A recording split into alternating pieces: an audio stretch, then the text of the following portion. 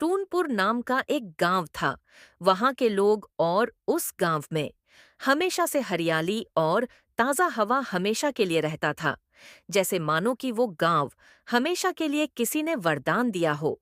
कभी भी वहां पे गर्मी का एहसास भी नहीं होता था।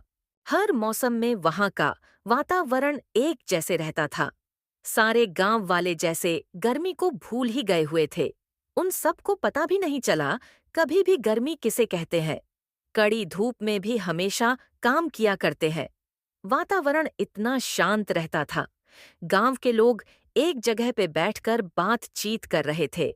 उसी गांव में भोला भी रहता था और उसके घर में उसकी बीबी राधा और उसका एक छोटा बेटा राजू था। भोला हमेशा से गरीबी का सामना उसे हर वक्त करना पड़ता था। उसकी कोई भी मदद करने को भी नहीं आते थे। वो डर डर ठोकते खाता था। कोई भी उसे काम देने से मना कर दिया करते थे। दिन भर भटकने के बाद उसे एक जगह पे काम मिल जाता था। भोला मन लगा के काम करने लगता है। एक भी शिकायत का मौका नहीं देता। काफी देर तक काम खत्म करने के बाद जब कुछ पैसे मांगने को जाता, सेठ जी के पास उसे ढके देकर भगा दिया करते हैं। वो गिड़गिड़ा कर पैसे मांगने लगता है। सेठ जी उस पे थोड़ा सा भी तरस भी नहीं खाते हैं, उसकी गरीबी पर। सेठ जी, आप ऐसा क्यों कर रहे हैं? हमारे साथ में मैंने आपका सारा काम कर दिया हूँ। चाहे तो आप देख लो जाकर, लेकिन आप मेरे साथ में ऐसा मत करो। मेरे परिवार का क्या होगा? आप कुछ तो सोचो उनके लिए। मेहनताना मुझे दे दो, ताकि मैं अपने घर का गुजारा कर सकूं। मैं तुम्हारे घर का ठेका लिया हूं क्या? जो तुम्हें पैसे दूं तुम्हें काम दे दिया हूं। तुम्हारे लिए वही बहुत है। अब तुम जाते हो कि नहीं यहां से? नहीं गए तो मुझे तुम्हें धक्के मार के भगाना पड़ेगा। सेठ जी, आप ऐसा क्यों कर रहे हैं? मैंने तो आपके खेत में दिन भर काम किया हूँ। मेरे छोटे छोटे बच्चे हैं, उनका तो कुछ ख्याल रखो। सेठ जी भोला की एक भी बात नहीं मानता, उसे धक्के देकर वहां से भगा देते हैं। वो चुपचाप घर की ओर चला जाता है। रास्ते में जाते हुए सोचता था कि सेठ जी मेरे साथ कितना गलत किए हुए हैं। मुझसे काम करवा लिए, एक भी पैसे नहीं दिए। अब मैं अपने घर का गुजारा कैसे करूं? बच्चे भी कई दिनों से भूखे बैठे हुए हैं। पिताजी मेरे लिए खाने को कुछ न कुछ लाएंगे, अब मैं उनको कैसे बोलूं? आज मैंने फिर से कुछ नहीं लाया हूं तुम्हारे लिए। कुछ ही देर में घर पहुंच गया भोला। पिताजी, आप आ गए काम करके। हाँ राजू बेटा, मैं आ गया हूँ काम करके। पिताजी, आपने हमारे लिए क्या लाए हो खाने को हमें भी बताइए। भोला इतना सुनते ही सिर झुका दिया। अब मैं इसे क्या बोलूं? सेठ जी ने तो हमें कुछ नहीं दिए। कई दिनों से हमने पेट भर के भोजन भी नहीं किया है। फिर वापस से राजू ने बोला। पिताजी, आप कुछ बोलो क्यों नहीं लाए हैं? हमें कितनी जोर से भूख लगी हुई है, जल्दी से दो हम खाएं। राजू बेटा, मैंने तो सेठ जी के पास काम किया, लेकिन उन्होंने मुझे कुछ भी नहीं दिया। धक्के देकर मुझे भगा दिया। इसलिए मैं तुम्हारे लिए कुछ नहीं लाया हूँ। राजू भी उदास होकर कमरे में चला गया। राजू का मुंह ऐसा देखकर भोला को अच्छा नहीं लगा। सेठ जी पर गुस्सा भी आ रहा था।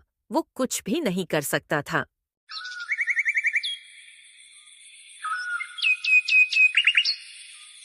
अगली सुबह होते ही अचानक से गांव में गर्मी पड़ने लगी। सब लोग घर से बाहर निकलकर एक पेड़ के नीचे बैठे हुए थे। सबको लग रहा था कि अचानक से गांव में इतनी गर्मी कैसे पड़ने लगी। आज तक तो ऐसा कभी भी नहीं हुआ इस गांव में। अब क्या होगा इस गांव में? ऐसा रहा तो तभी भोला भी आया वहीं पे। चाचा, आज तो हद से ज्यादा गर्मी पड़ने लगी है। आज तक तो कभी भी ऐसा नहीं हुआ है। जैसे लग रहा है मानो कहीं सालों की गर्मी आज ही आ गई है। घर से निकलना भी दुश्वार हो गया हो। धूप की किरणों की वजह से पूरा बदन झुलस सा रहा है। बेटा, तुमने सही बोले हो। कहीं सालों के बाद इतनी भीषण गर्मी आई है। ऐसा रहा तो पूरा गांव एक दिन झुलस जाएगा और नदी, तालाब और कुआं कहीं सूख न जाए। फिर तो हम सबका जीना भी मुश्किल हो जाएगा इस गांव में। फिर तो काम मिलना भी दुश्वार हो जाएगा। मेरा परिवार तो सड़क पे आ जाएगा एक दिन भूख के मारे। वैसे ही हमें कोई काम नहीं देता। ऐसा मौसम रहा तो सबका काम धरा तो धरा ही रह जाएगा। भोला बेटा, तुम्हारी बात तो सही है। ऐसे मौसम में तो कोई भी काम करने को भी नहीं जाएगा। उन सबको कुछ हो गया तो उनके परिवार का क्या होगा, जरा सोचो तो। चाचा, आपकी बात भी तो सही है। सेहत का ख्याल रखना भी जरूरी है इस मौसम में। इसलिए तो कोई भी नहीं दिख रहा है यहाँ पे।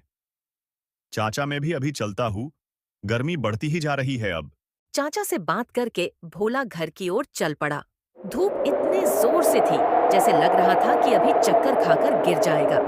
हवा भी आग के गोले जैसे काम कर रही थी, कैसे भी करके घर की ओर बढ़ रहा था। उधर गांव के सब लोग घर से बाहर निकलते भी नहीं थे। गर्मी को देख के हवा भी आग का काम कर रही थी। सब लोग चुपचाप घर में पड़े हुए थे। असहनीय गर्मी बढ़ती जा रही थी। हर कोई परेशान था। पेड़ पौधे मुरझाने लगे, तालाबों का पानी सूखने लगा और पंछी भी छांव की तलाश में इधर उधर भटकने लगे। जिस गांव में कभी गर्मी का नामो निशान नहीं था, वहां अब सूरज की तपिश लोगों को झुलसा रही थी। भोला की चिंता बढ़ती गई। भोला अपने घर में बैठा अपनी पत्नी राधा और बच्चों की हालत देख रहा था। बच्चे भूख से बेहाल थे और राधा भी चिंता में डूबी हुई थी। भोला, कुछ करो। हमारे पास खाने का दाना नहीं है, पानी भी सूखता जा रहा है। अगर ऐसा ही चलता रहा तो हम कैसे झेंगे? भोला का दिल भारी हो गया। वह जानता था कि गांव के अन्य लोग भी परेशान हैं, लेकिन उसकी अपनी गरीबी उसे सबसे ज्यादा तड़पा रही थी। अब किसी के पास भी काम का एक भी साधन नहीं बचा हुआ है। सबके सब लोग वैसे ही घर के अंदर पड़े हुए हैं। अब तो मेरे पास भी कुछ नहीं बचा हुआ है। कुछ दिन और हमारा गुजारा हो सके। इस वक्त तो सबका हमारे ही जैसे हाल हुआ है। सब लोग इस गर्मी की वजह से परेशान हैं। आप दूसरे गांव में जाकर देखो काम के लिए, कहीं वहां पे आपको कोई भी काम मिल जाए। हाँ, तुमने सही कहा। दूसरे गांव में मुझे कुछ न कुछ काम तो मिल ही जाएगा, लेकिन क्या राजू के पापा? वहां पे भी तो ऐसे ही गर्मी होगी, तो वहां पे एक भी काम नहीं मिलेगा। भीषण गर्म की वजह से बाहर निकलने को भी नहीं करता है। लू इतनी जोर से चल रही है, शरीर को झुलसा देगा। आपकी बात तो सही है, लेकिन हमारे पास इसके अलावा कोई और रास्ता भी नहीं दिख रहा है। आपको वहां पे जाना ही होगा। आप राजू की ओर देख तो लो, वो भी कई दिनों से कुछ खाया भी नहीं है। कम से कम अपने बच्चे के बारे में तो सोचो।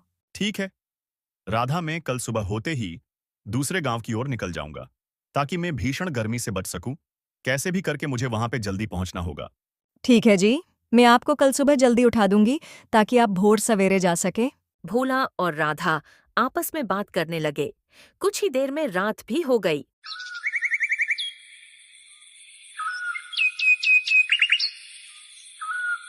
वो सब सो गए। राजू भूख की वजह से वो रात भर सो नहीं पा रहा था।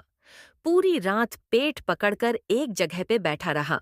वो अपने माता पिता को कुछ बोल ही नहीं पा रहा था। उसे भी मालूम था हमारे घर में अनाज का एक भी दाना नहीं है। कैसे भी करके एक जगह पे बैठा रहा। कुछ पल में मुर्गे की कुकरुड़ कूं की आवाज आई। राधा जल्दी से उठ गई और भोला को जगाई। आप उठ जाइए, सुबह होने को आई है। भोला भी उठ के बैठ गया। कुछ देर तक बैठा रहा, तभी उसके पास राजू आया। पिताजी, आप आज कैसे भी करके भोजन का व्यवस्था कीजिए। भूख के मारे में रात भर सो नहीं पाया हूँ। इतनी बात सुनते ही भोला और राधा दोनों के दोनों अचंभव में पड़ गए। राजू ने हमें बोला क्यों नहीं रात को? मैं कुछ न कुछ इंतजाम करता इसके लिए कहीं से भी। ठीक है राजू बेटा, मैं आज कहीं ना कहीं से आपके लिए भोजन लाऊंगा, चाहे कुछ भी हो जाए।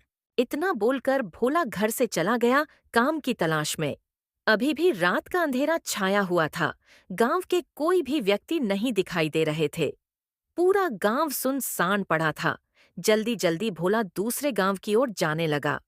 कुछ ही पल भर में सूरज की रोशनी दिखाई देने लगी। भोला भी काम की आस में दूसरे गांव की ओर बढ़ता रहा। पल भर ने आसमान सफेद चादर के जैसा हो गया। रास्ता भोला के लिए काफी कठिनाइयों से भरा हुआ था। सब कुछ पार करके दूसरे गांव में पहुंच गया। जाकर एक जगह पे पेड़ के नीचे कुछ समय के लिए बैठ गया। मैं तो कैसे भी करके आ तो गया हूं, पता नहीं आज मुझे कुछ काम मिलेगा कि नहीं इस गांव में। इतना दूर और रास्ता भी इतना खराब था, और अब तो धूप की किरणों बढ़ती जा रही है। जल्दी से मुझे कुछ काम नहीं मिला तो मैं भी भूख की वजह से कहीं बेहोश न हो जाऊं। जल्दी से मुझे पता करना होगा इस गांव में काम कौन दे सकता है। वहां से उठकर गांव के अंदर चला गया। सूरज की रोशनी भोला के ऊपर आ रही थी, जैसे आज ही सारे गांव को छोड़कर इसी पे आ रही है। वो भी धूप की वजह से परेशान होने लगा, कैसे भी करके आगे बढ़ता रहा। तभी उसे एक व्यक्ति दिखाई दिया, उसके पास चला गया पूछने के लिए। सुनिए, इस पूरे गांव में कहाँ काम मिलने की संभावना है जल्दी से? आपको पूरे गांव में एक व्यक्ति है जो आपको काम दे सकता है, लेकिन क्या? उनका नाम सेठ धनीराम है। इस गांव में वही है जो सबको काम देते हैं, लेकिन शायद इस गर्मी की वजह से वो भी अपना कारोबार बंद कर दिए है। कोई भी व्यक्ति घर से बाहर नहीं निकलते, उनके पास जो भी काम है वो सब धूप में ही करना होगा। इतना सुनते ही भोला भी संकोच में पड़ गया। मैंने इनको मना कर दिया तो शायद मुझे इस गांव में कोई और काम भी न मिले। इनसे पूछ लेता हूँ सेठ जी का घर। आप मुझे उनका घर बता सकते हैं? कहाँ रहते हैं सेठ जी? ठीक है, आप कुछ दूर आगे जाइए, आपको 2 मंजिला मकान दिखाई देगा, वही है उनका घर। ठीक है, आपका धन्यवाद। इतना बोलकर भोला वहां से चल पड़ा सेठ जी के घर की ओर। सूरज की रोशनी और बढ़ती जा रही थी। भोला को पसीने आने चालू हो गए। कुछ दूर आगे ही उसे वो घर दिखाई दिया। जल्दी से वहां पे पहुंच गया, जाकर सेठ जी को आवाज देने लगा। सेठ जी, आप कहाँ हैं? हमें आपसे काम है। तभी सेठ जी घर में से बाहर आए, भोला की ओर देखने लगे। ये व्यक्ति इस गांव का नहीं लग रहा है, और ये यहाँ क्या करने को आए हैं, वो भी इतनी गर्मी में? और इस हमसे क्या काम है जो इतने सुबह सुबह को आया है यहाँ पर? सेठ जी, मैंने सुना है आपके पास काम मिलता है। हमें भी आप दे देते तो अच्छा होता। लेकिन आप है कौन? भला मैं आपको क्यों काम दूं? सेठ जी, मेरा नाम भोला है। मैं पास के गांव से आया हूँ। वहां पे कोई भी गर्मी की वजह से काम नहीं दे रहा है, इसलिए मैं वहां से आया हूँ ताकि कोई तो मुझे काम दे सके, कोई भी। मैं बड़े आस से आपके पास आया हूँ काम के लिए, आप मुझे मना मत करना। ठीक है, लेकिन अभी तो गर्मी की वजह से मैंने अपना सारा कारोबार बंद कर दिया हूं। कोई भी मजदूर आने के लिए राजी नहीं है। कितने लोग तो बीमार हो गए, इसकी वजह से हमने बंद कर दिया। कुछ महीनों बाद हम आपको काम दे सकूंगा। सेठ जी, आप ऐसा मत बोलिए। मैं बड़े आस से आपके पास आया हूँ। मैं कुछ भी नहीं कर सकता हूं, आप जा सकते हो। भोला नाराज होकर वहां से चला गया कहीं और। उसे भी भूख की वजह से कमजोरी महसूस हो रही थी। आगे बढ़ते ही जा रहा था। दोपहर होने को आई थी, तभी अचानक से भोला को चक्कर आया। वो वहीं पे गिर गया। काफी देर तक वहीं पे पड़ा रहा। शाम होने को आई थी। तभी वहां से वही व्यक्ति अपने घर की ओर जा रहा था। तभी उसने देखा, जल्दी जल्दी उसके पास चला गया। उसने देखा कि ये वही व्यक्ति है जो काम की तलाश में आया था। उसे उठाकर अपने घर ले गया। कुछ ही देर में घर पहुंच गया।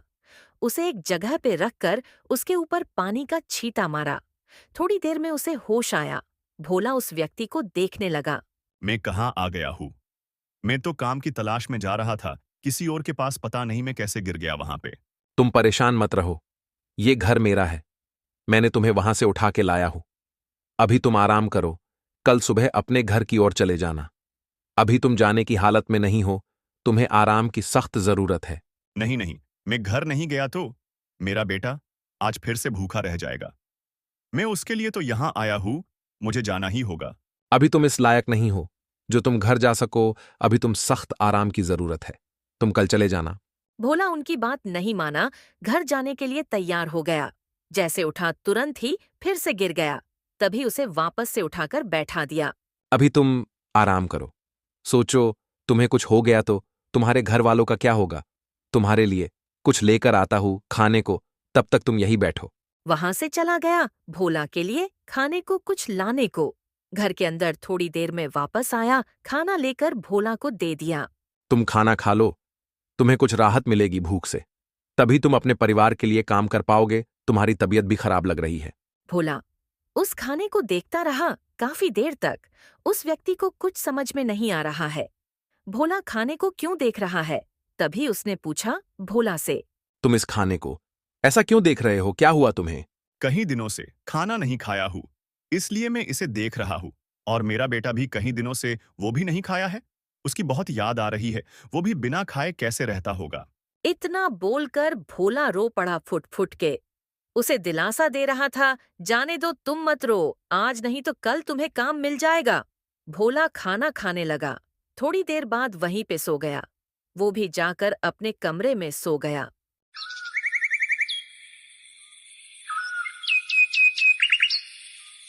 सुबह होते ही दोनों उठकर एक जगह पे बैठे थे।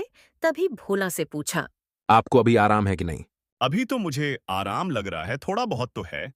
इस जलती हुई गर्मी में कैसे भी करके मैं घर पे पहुंच गया तो मेरे लिए ठीक होगा। दोनों आपस में बात करने लगे। थोड़ी देर बाद भोला भी अपने घर की ओर रवाना हो गया। गांव से होते हुए जा रहा था। कड़ी धूप और लूह चल रही थी। जोर जोर से हवा चल रही थी। धूप की वजह से भोला भी बीमार हो गया। उसे जोरदार बुखार हो गया। कैसे भी करके गिरते फिरते घर पहुंच गया। राधा और राजू दोनों भोला को देख रहे थे। जाकर एक जगह पे बैठ गया।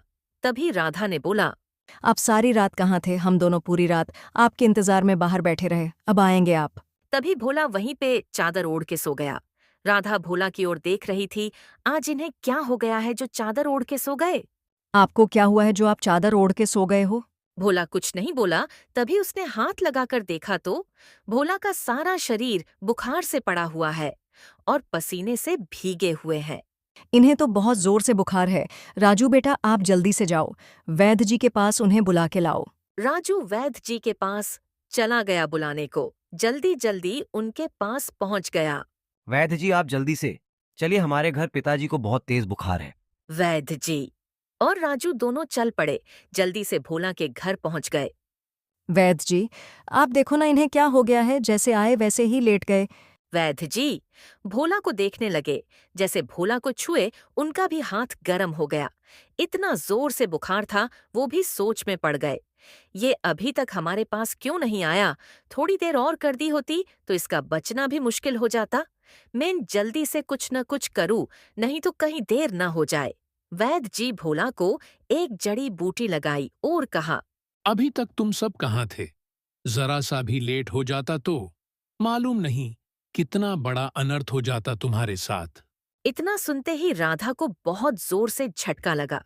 मुझे तो मालूम भी नहीं था इतना तबीयत खराब है।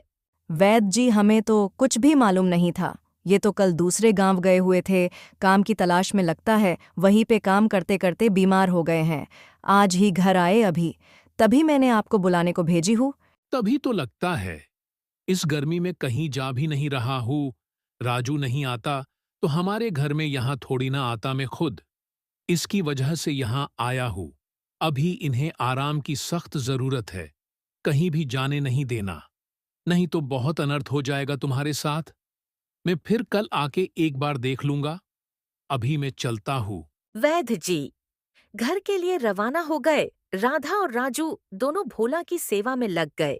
सुबह से शाम हो गई, दोनों एक जगह पे बैठे रहे।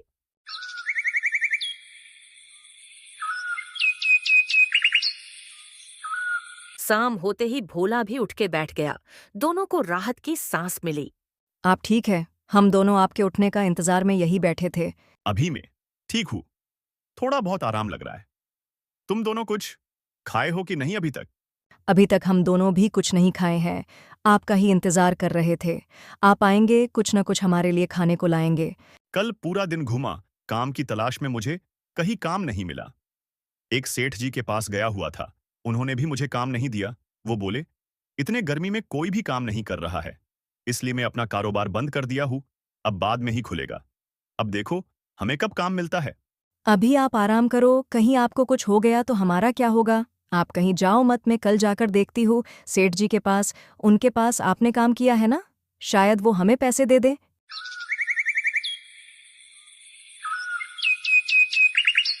सुबह होते ही वैद्य जी भोला के घर आए। उसे एक बार और देखने लगे, कैसा उसका तबीयत है। वैद्य जी भोला को देखने लगे अच्छे से। तभी उन्होंने बोला राधा को, अब भोला की तबीयत में सुधार हो रहा है। अभी इसे और आराम की सख्त जरूरत है। इसे कहीं भी जाने नहीं देना, नहीं तो वापस से बीमार हो जाएगा। ठीक है वैद्य जी, मैं इन्हें कहीं भी जाने नहीं दूंगी। मैं कुछ न कुछ ला करके कहीं से भी इंतजाम करके लाऊंगी। इतना बोलकर वैद्य जी अपने घर की ओर चल पड़े। उधर राधा भी थोड़ी देर बाद सेठ जी के घर की ओर चली गई पैसे मांगने को। वो भी सहमी हुई थी, कहीं सेठ जी मुझे भी धक्के देकर भगा दिए तो हमारा क्या होगा। कैसे भी करके सेठ जी के पास पहुंच गई। सेठ जी भी घर के बाहर बैठकर हवा खा रहे थे गर्मी में। सेठ जी, मुझे आपको कुछ बोलना था। बोलिए, आपको क्या बोलना है? कुछ दिन पहले आपके पास काम किए हुए थे, आपने उन्हें पैसे देने से मना कर दिए। मैं वही पैसे मांगने को आई हूँ। इतना सुनते ही सेठ जी तिल मिला गए।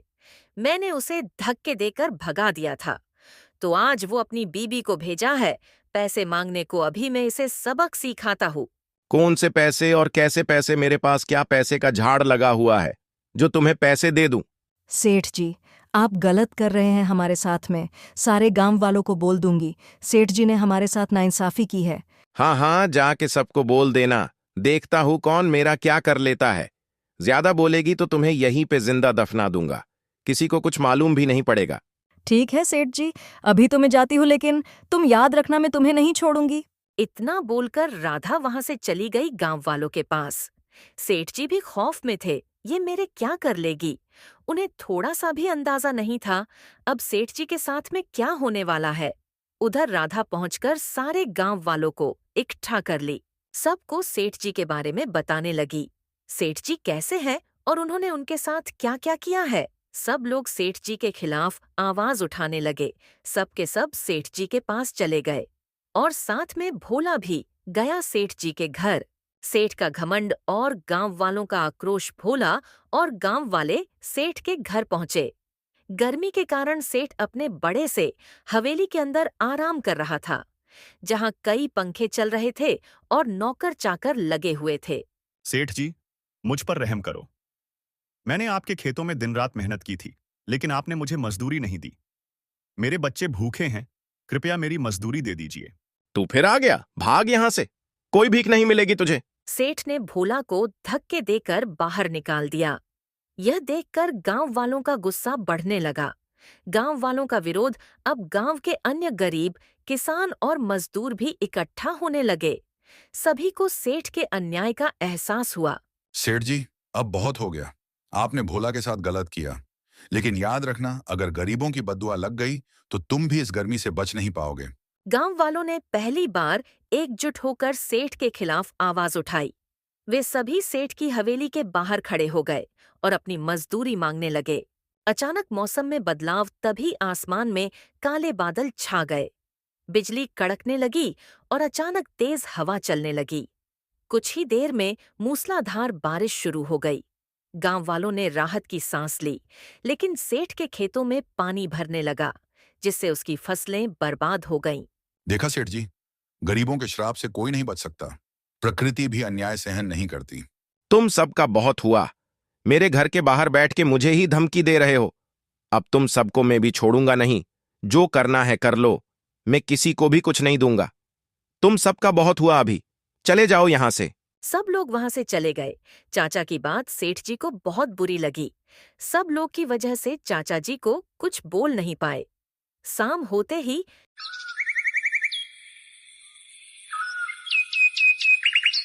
सेठ जी का नौकर आया। उसने बोला कि सेठ जी, अनर्थ हो गया। हमारे खेत सारे बर्बाद हो गए।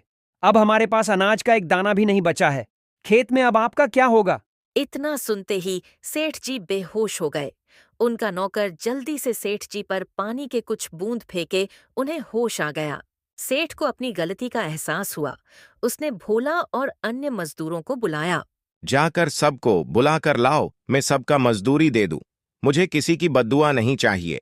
नौकर जाकर सबको बुलाकर लाया। थोड़ी देर में सब लोग सेठ जी के घर के बाहर आ गए। सेठ जी भी घर के बाहर खड़े थे और उनकी मजदूरी दी। साथ ही वादा किया कि आगे से वह मजदूरों के साथ न्याय करेगा। भोला अपने घर वापस गया, अपने बच्चों के लिए खाना लेकर। आज उसकी गरीबी तो नहीं मिटी, लेकिन उसे उम्मीद जरूर मिल गई कि अगर सब मिलकर अन्याय के खिलाफ खड़े होंगे तो बदलाव जरूर आएगा।